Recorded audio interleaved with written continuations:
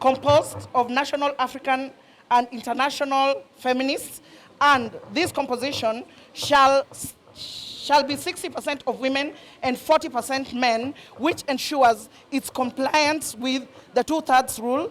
Its chair shall be a Kenyan feminist of international reputes, with expertise on violence against women, intimate partner violence, and or femicides. The chair, one of the two secretaries, and at least 50% of the commission's members shall be nominated by the organization of the Total Shutdown Kenya and End Femicide movements, given the ineffective and existing institutions and agencies on this crucial issue. We demand an independent secretariat, not one affiliated to NGEK, the State Department of Gender, or Gender Advisory of the Office of the President. None of the members of the Commission shall have criminal conviction or any history of women against or violence against women. Fourth, the return of the State Department of Gender on Ministry of Public Service and restoration of the name of the Ministry of Public Service, Gender and Affirmative Action. Women rights, including women rights to life and security, are a matter of national concern and central to national development. Article 1 of the Constitution of Kenya 2010 states that all sovereign power belongs to the people. Women are people. Women and girls are more than half of the people of Kenya. The issue of gender inequality and affirmative action and women full integration into the benefits from citizenship are core to the public service and national development, and the location of the State Department of Gender should reflect that.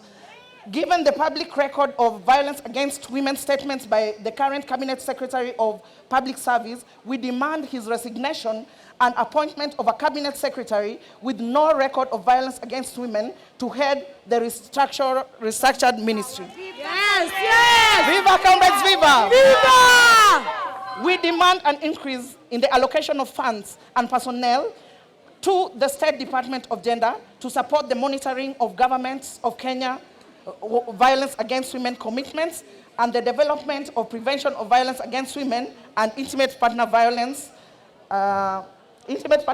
programs for men. We demand an inclusive and participatory process which includes grassroots feminist organizations and movements. In the appointment of women to public positions, Kenya feminists, especially young Kenyan feminists, are more than qualified to serve in public service. And the appointment process continues to overlook and deny young feminists appointment in positions. Coming out, when the government has been quiet, it means they've had enough. And enough is enough. I had a speech to read, but out of this petition, I can see you have your heads in the right place. Most of the times we read these speeches that go nowhere. But with the kind of petition that I've seen here, it means that all the demands that you want, the change you want from the CS of the gender to all the committees being mostly populated with the women community. I sit in parliament and I can tell you that the women have a raw deal.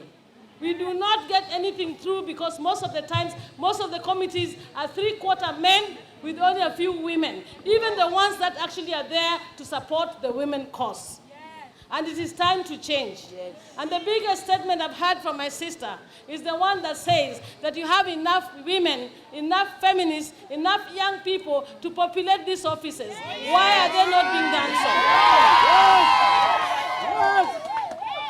Yes. It is high time that we look at these issues, not by begging the president, not by begging parliament, not by begging the governor, but by saying that put the right people in the place and you see the change. Yes. If you take these women and you put them in, to head the police division, to head the security of these counties, you see the change. Yes. There will be less of us sitting, going to the police stations that are populated by the male policemen who then harass the same women. And when you go there, you are called a prostitute. Yes. Yes. Yes. That is the truth. We have gender-based violence desks at the police stations. What are they doing there? Yeah. You are being molested and you are being harassed and even given death threats, even in your own house. When you reach the police station, unaambiwa na polisi that when you only provoke the man because he's a man.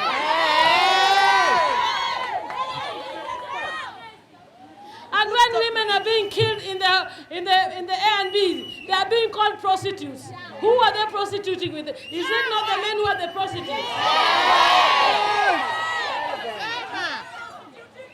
It is with great sorrow that I sit in a country where the president is happy, telling people how Kenya is going on. And the people who manage any country are the women. And women are being killed in Kenya more than any other country in Africa. And we cannot sit and watch it.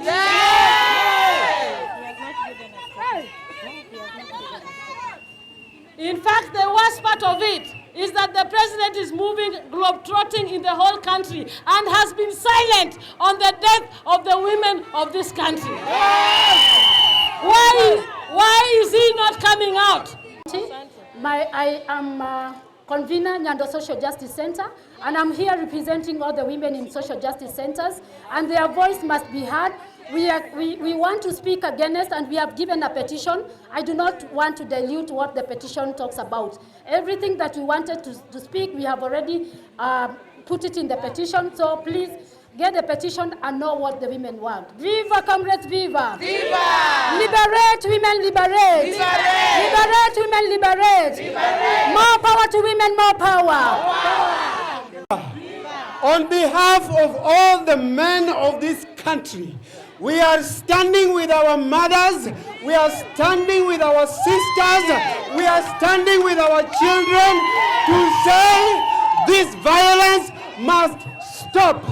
On behalf of all the men, the young people of Kisumu, the young people of Kenya, the old men, all of us where we are, this violence must stop. This violence must stop. The killing must stop. Hakuna haja ya kuwapeleka BNB na kuwaua. Hawa ni madada zetu. Ni madada zetu, tumezaliwa nao pamoja. Tulikuwa tunakula nao pamoja, tunacheza nao pamoja, tunaenda nao kanisani pamoja, tunaongea lugha moja, tunajuana, wote tunafahamiana nyumbani.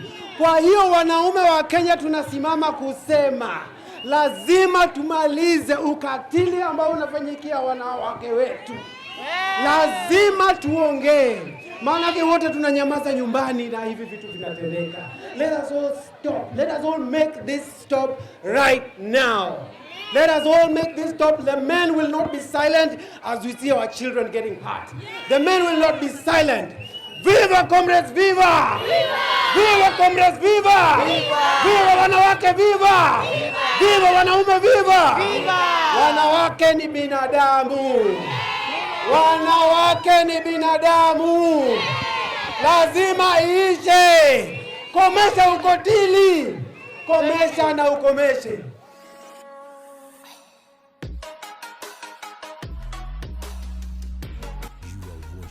Media One International, always fast and fast.